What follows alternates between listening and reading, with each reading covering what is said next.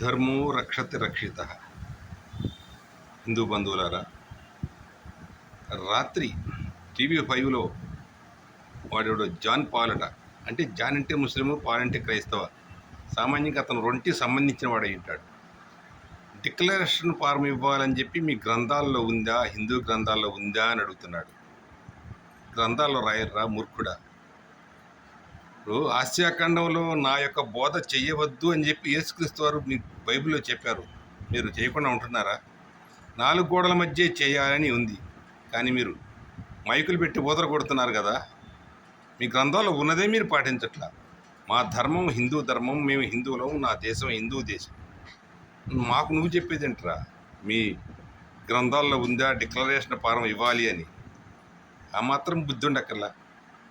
జ్ఞానం లేని నీపాటి వాళ్ళందరూ పాస్టర్లు అయితే దేశంలో కొట్టుకొని చస్తారు. నీచుడా.